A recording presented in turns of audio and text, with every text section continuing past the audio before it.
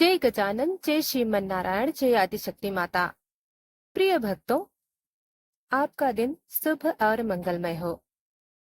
भक्तों, जैसा कि आप जानते हैं, हमारे इस भक्ति चैनल पर आषाढ़ मास महात्म्य की कथाओं का श्रवण कर रहे हैं। अभी तक हमारे इस चैनल पर आषाढ़ मास महात्म्य कथा अध्याय 9 तक श्रवण कर चुके हैं। आज आइए आषाढ़ मास महात्म्य कथा अध्याय 10 को श्रवण करते हैं। प्रिय भक्तों, जैसा कि आप जानते हैं, आज एकादशी योगिनी एकादशी है। तो सबसे पहले हम श्रवण करेंगे योगिनी एकादशी की व्रत कथा। प्रिय भक्तों, हमारी हर भक्ति वीडियो आप तक पहुंचे, इसके लिए वीडियो को लाइक सब्सक्राइब नहीं किया है तो अभी कर लें और बेल आइकन को जरूर दबाएं ताकि हमारी हर भक्ति वीडियो आप तक पहुंच सके। आइए श्रवण करते हैं पहले योगिनी एकादशी की व्रत कथा। श्रद्धालुओं साथियों, आज हम उस एकादशी की बात करेंगे जिसे भगवान श्री कृष्ण ने स्वयं बताया, योगिनी एकादशी, जो समस्त पापों को नाश करती है और 84 लाख योनियों से मुक्ति देती है। यह कथा केवल व्रत ही नहीं बल्कि कर्तव्य, कर्म, भक्ति, तपस्या और मुक्ति का अमर रहस्य है। कथा का आरंभ तब होता है जब महाभारत के युद्ध से पूर्व एक दिन राजा युधिष्ठिर ने श्री कृष्ण से प्रश्न किया, हे जनार्दन, आषाढ़ मास के शुक्ल पक्ष की एकादशी का क्या नाम है, उसका क्या महात्म्य है और उसे करने से क्या फल प्राप्त होता है। भगवान श्री कृष्ण मुस्कुराए। उन्होंने कहा, राजन, तूने बहुत श्रेष्ठ प्रश्न किया है। इस योगिनी एकादशी का महत्व इतना बड़ा है कि स्वर्ग और पृथ्वी दोनों लोकों में इसकी महिमा गाई जाती है। सुनो, मैं तुम्हें इसकी अद्भुत कथा सुनाता हूँ। सप्त लोकों में स्वर्णमयी अलकापुरी नगरी में धन के देवता कुबेर राज्य करते थे। कुबेर भगवान शिव के परम भक्त थे। उनकी सेवा में असंख्य यक्ष रहते थे।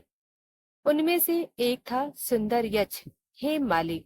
हेममाली का कार्य था प्रत्येक दिन मानस सरोवर जाकर भगवान शिव के लिए कमल पुष्प लाना और पूजा में अर्पित करना। हेममाली की पत्नी थी विशालाक्षी। वह अनुपम सुंदरता से विभूषित थी। दोनों का प्रेम इतना गहरा था कि हेममाली हर समय पत्नी के सौंदर्य में ही डूबा रहता था। एक दिन हेममाली मान सरोवर से पुष्प लाकर लौटा। पत्नी की मोहनी छवि देखकर वह शिव पूजन को टाल बैठा। पूरा दिन बीत गया और शिव पूजन नहीं हुआ। कुबेर को जब यह ज्ञात हुआ तो वे क्रोधित हो उठे। गर्भित स्वर में उन्होंने कहा, हे मूर्ख, तुझे अपने कर्तव्य का भान नहीं? शिवलिंग पर पुष्प अर्पित न करना यह बड़ा अपराध है। मैं तुझे श्राप देता हूँ। जा, मृत्युलोक में जाकर कोढ़ से पीड़ित होकर नरक भोग। कुबेर का शाप सुनते ही हेममाली आकस्मिक रूप से स्वर्ग के नीचे गिर पड़ा। धरती पर गिरते ही हेममाली का पूरा शरीर कुष्ठ रोग से पीड़ित हो गया। त्वचा गलने लगी, आंखों से आंसू रुकते नहीं थे। ना भोजन मिलता, ना सहारा। सारा वैभव लुप्त हो गया। दिन रात वह इस वन में भटकता रहा। भीषण पीड़ा, भूख, प्यास, अकेलापन उसकी हर सांस पीड़ा बन गई थी। हेममाली अब समझ गया था कर्तव्य से विचलित कितना घातक होता है। कई वर्षों बाद एक दिन सौभाग्य से उस वन में बाहर से मार्कंडेय तपस्या कर रहे थे। हेममाली ने उनकी झलक पाई और रोते हुए उनके चरणों में गिर पड़ा। विनीत होकर बोला, मुनिवर, मुझे शरण दो। मैंने कर्तव्य की अवहेलना कर पाप किया है। कृपया कोई ऐसा उपाय बताइए जिससे मैं इस दुख से मुक्त हो सकूं। महर्षि मार्कंडेय का हृदय पसीज गया। उन्होंने दिव्य दृष्टि से सब जान लिया और बोले, हे यक्ष, तेरी मुक्ति का उपाय है आषाढ़ शुक्ल पक्ष की योगिनी एकादशी का व्रत। यह व्रत समस्त पापों को हर लेता है, तो विधि पूर्वक इसका पालन कर। महर्षि ने आगे बताया, जो व्यक्ति योगिनी एकादशी का व्रत करता है वह करोड़ों वर्ष तक नारकीय कष्ट से भी बच जाता है। इस व्रत का फल हजारों ब्राह्मणों ब्राह्मण भोज के समान होता है। इसकी तुलना केवल कल्प वृक्ष के पुण्य से की जा सकती है। हेममाली ने स्नान कर व्रत का संकल्प लिया। पुत्रवत तुलसी पत्रों से विष्णु भगवान का पूजन किया, दिन भर उपवास किया, रात्रि में जागरण कर हरि नाम संकीर्तन किया। व्रत के प्रभाव से कुछ ही दिनों में उसका शरीर पूरी तरह स्वस्थ हो गया। कुष्ठ रोग समाप्त हो गया। आनंद और ऊर्जा पुनः लौट आई। आकाश से पुष्प वर्षा हुई और देवदूत बोले, हे हेममाली, तेरी भक्ति ने तुझे शुद्ध कर दिया है, अब पुनः स्वर्ग लौट चल। हेममाली वापस स्वर्गलोक लौटा। कुबेर ने उसे देखा और भाव विभोर होकर बोले, हे हेममाली, तूने अपना पाप प्रायश्चित कर लिया है, अब तुझे पुनः सम्मान के साथ यहाँ सेवा करने का अवसर प्राप्त होगा। शिव जी भी प्रसन्न हुए और हेममाली युगों तक कुबेर के प्रमुख सेवक बना रहा। श्री कृष्ण युधिष्ठिर को समझाते हुए बोले, राजन, योगिनी एकादशी का व्रत इतना प्रभावशाली है कि केवल सुनने से ही करोड़ों जन्मों के पाप नष्ट हो जाते हैं। इस व्रत से मनुष्य न केवल स्वर्ग बल्कि मोक्ष को भी प्राप्त करता है। भगवान श्री कृष्ण ने बताया, इस व्रत के प्रभाव से योगिनियां भगवान विष्णु की सेविकाएं साधक के जीवन में शुभ कर्मों को जागृत करती हैं। शरीर में रोग नष्ट होते हैं, मन निर्मल होता है, जीवन में समृद्धि आती है और मृत्यु के बाद मोक्ष की प्राप्ति होती है।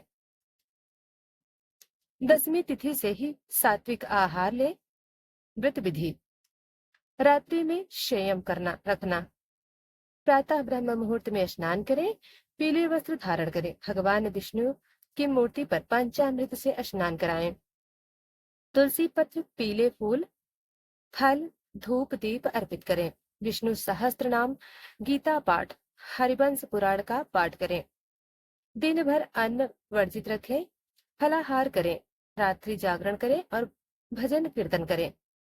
द्वादशी तिथि पर ब्राह्मण को भोजन कराना, अन्न वस्त्र दक्षिणा दान करना, फिर स्वयं भोजन करना। प्रिय भक्तों, आज के युग में जहाँ तनाव बढ़ रहा है, रोगों का प्रकोप है, ग्रह दोषों की बाधाएं हैं, आर्थिक संकट है, वहाँ यह व्रत अत्यंत प्रभावकारी है। इस व्रत से मिलते हैं रोगनाश, ऋण मुक्ति, पितृदोष शांति, ग्रह दोष शांति, धन वृद्धि, विवाह बाधा दूर, व्यापार उन्नति, संतान सुख और मोक्ष की प्राप्ति। प्रिय भक्तों, कर्तव्य से विचलन ही पाप का आरंभ है और कर्तव्य का पालन ही मुक्ति का आधार है। हेममाली ने एक बार अपने कर्तव्य में चूक की थी, परंतु भक्ति, प्रायश्चित और योगिनी एकादशी व्रत से ने उन्हें मुक्त किया। यह कथा हमें सिखाती है कि हम भी चाहे कितने भी पापी क्यों न हो, सच्ची भक्ति से जीवन बदल सकता है। हरि नाम से बड़ा कोई साधन नहीं। योगिनी एकादशी सब पापों की काट है। जय श्री हरि, जय योगिनी एकादशी। प्रिय भक्तों, अब आइए श्रवण करते हैं आषाढ़ मास महात्म्य की कथा, अध्याय 10। प्रिय श्रोताओं, अब हम आपके समक्ष प्रस्तुत कर रहे हैं आषाढ़ मास महात्म्य का 10वां अध्याय, जहां ब्रह्मा जी एक चमत्कारी, रहस्यमयी और अत्यंत प्रेरणादायक कथा सुनाते हैं। यह कथा है पाप मुक्ति और ईश्वर भक्ति के चमत्कार की। बहुत प्राचीन काल में विदिशा नगरी में एक धनी लेकिन अत्यंत पापी व्यापारी रहता था। उसका नाम था भोजसेन। भोजसेन अत्यंत लालची था। चोरी, ठगी, झूठ बोलना, गरीबों को सताना, पशुओं की हत्या करना उसके जीवन का हिस्सा बन चुका था। उसके पास धन था, परंतु कोई भी उसे आदर नहीं देता था। समाज में वह बदनाम था। संतों से वह दूर भागता था। एक दिन नारद मुनि आकाश मार्ग से वहां से गुजरे। उन्होंने भोजसेन की जीविका और उसके कुकर्मों को देखा। नारद मुनि को करुणा आई। वह उसके पास गए। नारद जी बोले, बस भोजसेन, क्या तुमने कभी सोचा है यह सारा धन कब तक रहेगा? जब मृत्यु सामने आएगी तब कौन साथ देगा? भोजसेन हंसकर बोला, हे मुनिवर, मुझे धन चाहिए, मोक्ष मोक्ष की चिंता तो संत महात्मा करते हैं, मेरा भगवान से क्या लेना देना? नारद मुस्कुराए हुए बोले, बस तुमने अपने पापों से पितृलोक, देवलोक और स्वर्ग में द्वार बंद कर दिए हैं, परंतु अब भी तुम्हारे पास एक अंतिम अवसर है। आषाढ़ मास आ रहा है। यदि तुम इस मास में तर्पण, स्नान, दान और तप करोगे तो समस्त पापों से मुक्त हो जाओगे। यह मास भगवान विष्णु को अत्यंत प्रिय मास है। आषाढ़ मास में किया गया एक तर्पण 1000 जन्मों के पितृदोषों का अंत करता है। नारद के वचन उसके हृदय में घुलने लगे। रात भर वह सो न सका। अगले दिन वह पहली बार जीवन में किसी मंदिर में गया। एक ब्राह्मण से आषाढ़ मास के व्रत की विधि पूछी। आषाढ़ मास के पहले दिन ही भोजसेन ने तप का संकल्प लिया। प्रातःकाल गंगा तट पर स्नान, तिल मिश्रित जल से पितृ तर्पण, ब्राह्मणों को भोजन, अन्न, वस्त्र, गो और धन का दान, रात्रि में दीपदान और सबसे बड़ा सच बोलना, हिंसा छोड़ना और दया करना। जैसे जैसे आषाढ़ मास बीतने लगा, वो सेन के जीवन में परिवर्तन आता गया। पाप क्षीण होने लगे, उसका मन शांत हुआ। संत महात्मा उसके द्वार पर आने लगे। प्रजा ने सम्मान देना आरंभ किया। आषाढ़ अमावस्या के दिन उसने विशेष महापितृ तर्पण किया। उस दिन आकाश से दिव्य पुष्पों की वर्षा हुई। एक दिव्य ज्योति प्रकट हुई। तभी भगवान विष्णु प्रकट हुए। वे बोले, बस भोजसेन, तेरा यह आषाढ़ मास का व्रत मुझे अति प्रिय है। तुमने संकल्प किया इस मास में केवल पुण्य का संचय करूंगा। तेरे पितृगण अब मुक्त हो चुके हैं। तेरा मोक्ष भी निश्चित है। भोजसेन भाव विभोर हो गया। वह भगवान के चरणों में गिर पड़ा। उन्होंने कहा, प्रभु, आपकी कृपा से मुझे जीवन का वास्तविक उद्देश्य समझ में आया। नारद मुनि पुनः प्रकट हुए। उन्होंने कहा, हे भोजसेन, जो व्यक्ति पाप में जीवन से भी आषाढ़ मास में तर्पण, दान, तप करे, वह भी परम गति को प्राप्त करता है। आषाढ़ मास केवल पुण्यात्माओं के लिए नहीं, पापियों के लिए भी अंतिम अवसर है। ब्रह्मा जी कार्तिकेय से कहते हैं, हे कुमार, आषाढ़ मास में एक तिल जल से पितरों का तर्पण 10 यज्ञों के समान फलदायक होता है। इस मास में तप करने से पूर्वजों की पीढ़ियां स्वर्ग में स्थिर हो जाती हैं। पितृदोष, ग्रह दोष, संतान बाधा और आर्थिक कष्ट समाप्त हो जाते हैं। प्रतिदिन ब्रह्म मुहूर्त में स्नान करें। गंगा जल से स्नान, तिल मिश्रित जल से तर्पण, अन्न, धन, वस्त्र, छाता का दान, ब्राह्मण को भोजन कराएं, दीपदान और संकल्प जप, पितृ के मंत्रों का जाप करें। ओम पितृदेवाय नमः, ओम सर्व पितृभ्यो श्रद्धा नमः। प्रिय भक्तों, आषाढ़ मास हमें यह सिखाता है कि कोई कितना भी पापमय जीवन क्यों ना हो रहा हो, यदि वह जागरण करे, धर्म के मार्ग पर चले, तो भगवान विष्णु स्वयं उसे उद्धार करते हैं। पितरों को तर्पण देकर, समाज में सेवा करके और भगवान का नाम लेकर हम अनंत जन्मों के पापों से मुक्त हो जाते हैं। आषाढ़ मास वह अद्भुत द्वार है जिससे संपूर्ण कुल का कल्याण होता है। प्रिय भक्तों, यदि आज की कथा ने आपके मन को स्पर्श किया हो तो वीडियो को लाइक करें, चैनल को सब्सक्राइब करें और इस ज्ञान को अधिक से अधिक सनातनी भक्तों को पहुंचाएं। अगले भाग में हम आषाढ़ मास महात्म्य की और भी अद्भुत गाथाएं आपके लिए लाएंगे। जय पितृदेव, जय सनातन धर्म, जय विष्णु भगवान।